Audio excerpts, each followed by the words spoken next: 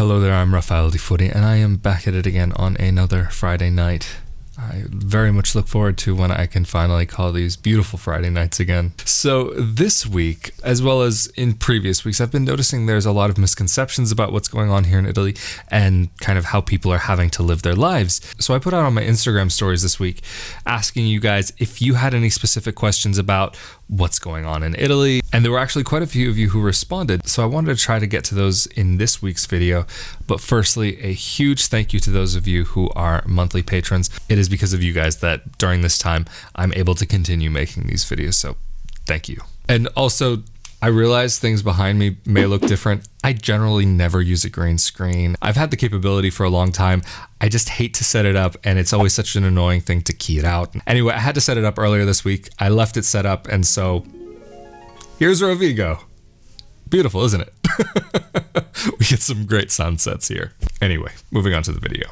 First, from Father Thomas, how do you deal with boredom? Netflix and YouTube only go so far. I'm probably one of the worst people to ask that question to, because in general, I don't usually let myself get bored. If I'm not working, I'm trying to work on a project that maybe I can turn into something at some point. Maybe I'm working on my hobbies, but most of my hobbies right now, like photography, street photography specifically, I can't go out and do. So I'm kind of here at home between a rock and a hard place. But I think doing things doesn't mean just actively doing things. It can also be taking time to relax, which a lot of us have plenty of time to do. I haven't had that much during this time. I haven't given myself that much, but I've definitely dusted off some old video games that I haven't played in a long time. And so I've been getting into that a little bit, because just there's that little bit of extra, like, I need a diversion. So I'm doing that for myself, as not like, okay, I'm gaming just for the sake of gaming. It's like, I literally just need a diversion, because it's getting harder for me to go onto certain platforms. Like, I realize I'm contributing to this by making content on this subject, but I'm subscribed to a lot of news channels, and there's only so much news that I can watch in one day, and so many of these thumbnails showing horrific things. The situation is horrible, but there is definitely more to that than this horrible side. And for those of us who are fortunate enough to actually be doing okay during this time, it's important that even though life is not continuing in the same way, that we still continue on and continue to push forward during this time. Like my grandmother, her voice will always ring through my head. Like she's been dead for many years now, but the same thing ever since I was little. It's like, all right, if you're in a tough situation, forward march. You just gotta keep on moving on. It is definitely easier said than done, but in short, definitely do things to keep yourself busy. Learn a new skill, learn a new language. Do things to move around your apartment, to stay active in one way or another, even if you're not going outside, which you definitely shouldn't be as much as possible during this time. There was actually two of you that asked this question this week, Diana and Chris. Both asked, how's my mental health doing? And so this kind of goes back to what I was saying before, that you just kind of have to keeping on. I'm doing okay. It's definitely not been an easy situation, and a lot of you have contacted me, more than just these two people who asked this question in response to the preparation for this video this week, but I've gotten a lot of messages from you guys asking how I'm doing, how things are. Look, it's a tough situation, and thank you so much for your concern. It is genuinely appreciated. But yeah, I'm doing all right. Enough. Basically, what other option is there at this point? You just kind of have to be, to an extent. I mean, you definitely need to take care of yourself, but yeah, that's a tough one to answer. So I'm doing all right. Thank you for asking. So a question from Cesare, what are the exact rules? Did you get a letter? What is the form that you got to fill out? So actually, I have the form right here. This is the third version that I've seen of it. Like, you have this form you have to fill out, your name, the date you were born, where you were born, where you reside, where is your domicile, and how they can identify you, like whether it's a passport, ID card, or whatever. And then the number of, say you chose an ID card, then you have to put the ID card number now, and where it was issued, and the date that it was issued, as well as your phone number. And then there's like all these, like, that you understand these laws and that you haven't been put into quarantine and that you're not positive for COVID-19, and where you started your journey and where you're going to, and for what reason. Is it for work? Is it for an emergency, something that's necessary, or health reasons? And then you also at the bottom have to put, like, you have to check one of these boxes for which reason, but then you have to kind of fill out why you're going out. And then if you're checked, you'll have to have not only your own signature of the person making the declaration, but the police officer as well. And this was actually similar to the question that I had asked Layla. Those of you who haven't seen the interview that I did from a few weeks ago, I guess already a month, maybe. I don't know. I remember. Every day is blurring together at this point. I was curious about this as well. Like, how were they communicating the information? And I wouldn't say there's direct communication. We're not receiving letters. It probably wouldn't even be like, it would probably be dangerous for letters to just go out to everybody, I would assume. I'm not a medical professional, of course, and to know what the rules are is become difficult because there's been so many updates and so many changes, and the situation is currently changing. So there's a lot of things I've heard, but there's a few things that I'm not sure of at this point. Basically, unless you're someone who has a vital job, you really need to not go to work, which everything's closed anyway, so it's not like you really have the option to go to work. But there are certain fields that if you work in, you do have some freedom of movement. In some places, they have limited, if you are just going outside, like with a dog, that you can only stay within 200 meters of your home. But again, it's been very difficult to keep up with what the exact rules are. Pretty much rule of thumb, stay at home as much as possible unless you need something outside, like food or medicine. Going on to the next one from Sean. How do you find seeing other countries' response or lack of response in most cases to the virus? Very concerning. Very concerning. Even this far down the road, it feels like there are places and people who are not taking this seriously. And especially when I see some stories, people are like, whatever, if it happens. You can't have that mentality, because even if you're not at risk, that doesn't mean you won't be around people who aren't at risk. And moving on to the next one from Samara. Would you feel comfortable eating food from outside? At this point, it's not an option here. Like, you can't order delivery food, unlike in the US, where I guess that still is an option. Here where I live, I have not seen that as a possibility. I know at the very, very beginning, there were some places that were trying to deliver and help people in that way during this time. But if it were an option here, I definitely would not feel comfortable personally. But you have to do what's right for you. If it were something like a burger, then definitely no, because at this point, I personally wouldn't feel comfortable to eat something that hadn't been cooked, like salad, lettuce on a bun that maybe hadn't been cooked either, even if the meat has been cooked. But something like pizza, I might be more comfortable with. I can't remember where I heard this off the top of my head, but I feel like it was in a YouTube video, that what some people are doing in the States is that they're ordering a pizza for delivery. They're prepaying for it, asking the delivery guy to just leave it on their doorstep. Once the delivery guy has left, then they go outside, retrieve the pizza, take the pizza, throw it in the oven, cook it for a few minutes, and then after they cook it for a few minutes, then they eat it. In that type of situation, I think I might consider doing something like that, but in general at this point, I would feel very uneasy about it. But that's just me personally, and that's just how I feel about this. Really, every person has to do what's right for them. And from Kimberly, can you go outside for walks outside the house without reason? Definitely no. There have been people who've been under the impression that you can go outside for a run but I've been hearing mixed reports whether that's actually like a thing or not. But just without any reason, no, definitely you can't go out without a reason. It has to be for like one of the reasons that I mentioned earlier. And from SLA Kava, how do you stay positive? I try. That's just the best way to put it. Try to watch a comedy or try to distract myself some way with something in the background, or I don't know, just it's tough. It's definitely tough, and I definitely have my moments. And from ADL Zell, why do you think it's worse in Italy than other places? I've heard a lot of discussions and arguments as to why that could be the case. I think there's for sure a lot of contributing factors and not just one factor. Some people are saying, it's because Italy has the second oldest population in the world after Japan. But if you're using that logic, then why doesn't Japan, a country with many more people than Italy, not have more cases? So I would say maybe that's part of it, but not all of it. And it seems as though now there are more and more reports are coming out that it affects young people as well as old people, healthy as well as people who are already sick. But I think one of the other reasons, one of the big reasons, is because Italy gets a lot of travelers. Not just tourism, but there are students who go back and forth to China.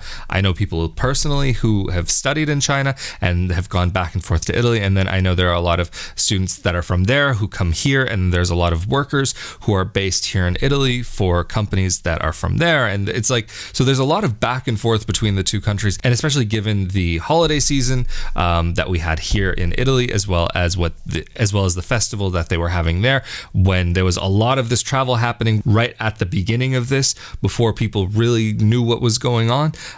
I would assume that had something to do with it. But again, as a non-medical professional, these are just my best guesses, just based on what I've heard from news reports. And from Glisten, I'm sorry if I'm mispronouncing any of these screen names in this video, but the question was, should we still plan to move there? And by there, I'm assuming you mean Italy. And I don't see why not, but don't have a specific date in mind at this point. I don't think that we know enough about how things will be moving forward to have a good idea of when travel will be happening, and we don't know when restrictions will be loosened.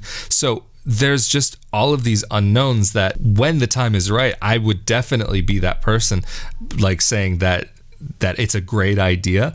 But at this point in time, I don't think that really moving anywhere, even within your own nation, is the best thing to do at this point, because we don't know. It could start slowing down and things start getting back to normal, or even if things get back to normal, we don't know how governments will react going forward and if there's going to be lockdowns or what will happen. Another question from Diana: do you know someone who got COVID-19 or someone who died? I don't know anybody personally, other than someone who I knew from a while ago did say on Facebook that they did get it. So someone who I knew in person, who I haven't seen in a long time, but other than that, I don't know anybody personally. And that person actually doesn't even live here in Italy. They're in, I think, New York. And the next question, which may at first not sound exactly like it's directly related to the situation, but kind of does relate to it. Obi on the Beat asked, who would you want to be stranded with on a deserted island? And I think this situation is kind of like being on a deserted island in some ways, but you have access a little bit. My family, they're pretty cool. Simple answer. Moving on to the next question from Porfirio. Has this pandemic slowed down at all for you folks in Italy? From what I've been hearing, the cases have been slowing down, and it seems as though that we have the first signs of the social isolation, social distancing actually working. We did see a couple of days where the deaths were dropping down, but I haven't seen the numbers yet for today. Today happens to be Thursday. I know they went down and then they went back up, and then after this, as of this point in time, I'm not sure where those numbers are. But one thing that I can't remember who mentioned this on my Facebook, but a very good point that was raised was that we first saw it here in the north of the country, and then it was brought down to the south. So this person speculated that maybe once the northern numbers would drop down, maybe the numbers in the south would go up for a little bit, and then there would be then like an equilibrium between the north and the south. And if that actually is what happens, then I would hope that everything, like all of these numbers, really start declining overall soon. People have been calling the measures draconian from outside of Italy. And unless I'm mistaken on the actual definition of draconian, this doesn't get near the definition, because this is not an overreaction to the situation. And even there are a lot of people in Italy who have been arguing that maybe it's been an underreaction and that maybe there should have been more done. And this is not only coming from individuals, but even politicians as well. And from Jose, I don't know if you're a Portuguese speaker or a Spanish speaker or where that's coming from, but Jose, our comune is still working, our municipality is still working. From what I've heard, it depends on the municipality, because that's just how it is in general in Italy anyway on a good day. But from what I've heard, the comuni that are still having operations, it's only necessary operations. Even the police, the carabinieri, the national police, for example, they have stopped dealing as far as I understand, they have stopped dealing with permesso di soggiorno for the time being, the permission of stays, and have taken people from those positions doing clerical work and putting them out into jobs that are more necessary at this point in time. From KY9839, she actually left a few questions. Are there citizens who aren't taking this quarantine or social distancing seriously? I think the vast majority of people here in Italy are doing a great job and really paying attention to the rules and what you need to be doing. But there's a few people probably who aren't. But I think this goes for any place. There are always going to be some people who are just going to do what they want, even if they get into trouble later, which has been happening here. There have been fines handed out. I think there's also been jail time that's been given out. I know fines for sure at this point, but yeah, there are people who aren't playing by the rules. Another question, have you made homemade pizza since being on quarantine? Depends on your definition of homemade. At this point, like when I went to the supermarket last week, I bought a couple frozen pizzas and some cheese because I just needed something quick and easy to do. And so I put the cheese on top of the frozen pizza, because frozen pizza here in Italy is not like frozen pizza in the States. I would even go as far as saying a bad frozen pizza here in Italy is probably better than a good frozen pizza that I've had back in the States. And moving on to the next one from Rocchiole. I'm sorry, again, if I'm mispronouncing any of these. How long do you think it will take Italy to recover from this? Depends on what you mean by recover. From a financial standpoint, I think it will take a while. I think definitely we'll make a comeback. But on a social level, that could take some time. But I think this time is definitely going to leave its imprint on people's psyches. And I think that if people see someone sneezing or coughing or something outside, I think that for a while we're going to have that like, uh-oh, what's going on? Like what's happening? But I think it'll take time for the world to recover from this. But again, this is just me as a non-expert, just assumptions as somebody who's lived in a number of countries. And moving on to the next question from Morgan, how are people reacting? I think there's definitely a lot of frustration, but people in Italy have definitely been impressing me with how they've been taking the situation, how there has been this communal coming together from a distance and really supporting each other, that we're all in this moment together, we're all going through this. I've been hearing about some of the different precautions and preparations people have been taking in the US. It's definitely sad to see that people feel as though that it's necessary, but you don't see that here in Italy. I think there are people who are maybe stocked up on some food, but not in the same way that people are in the United States. But then when it comes to stocking up on other things for defensive measures, I'll just put it that way again because of how YouTube works. You kind of have to be careful how you phrase things. That doesn't exist here. People don't have that same right here to be able to do that. For hunting, I've heard it exists, but very difficult to get a license. Otherwise, people aren't preparing in that way that you see in America right now. Another question from Rocchio. I am planning to move to Italy at the end of this year. Do you think things will be better off by then?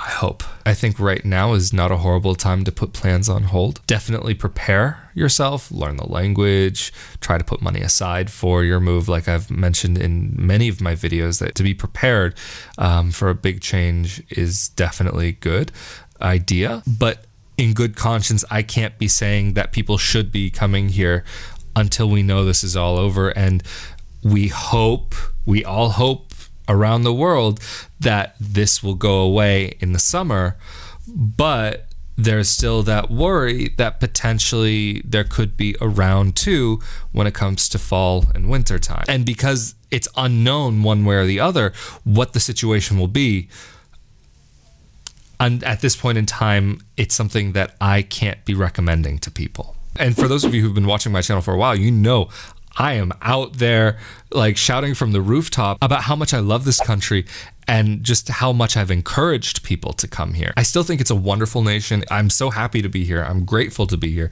And even during this time, especially during this time, with how horrible things do look here and how things they have been, I feel more comfortable here than I would elsewhere. Anyway, thank you all so much for watching this video, and to those of you who submitted questions, thank you so much for being a part of this video. And for those of you who regularly share your thoughts down in the comment section below, thank you for always being an active part of this conversation. As always, if you have anything to say, feel free to leave it down in the comment section below. And a huge thank you again to those of you who have been helping to make these videos possible. I really appreciate it. So just thank you. Anyway, as always, I'm Rafael de Furia. Thank you so much for joining me on another Friday night. And I am still looking forward to those Friday nights in the future that we can call beautiful again. And so stay safe out there, stay healthy, and I will see you all next time.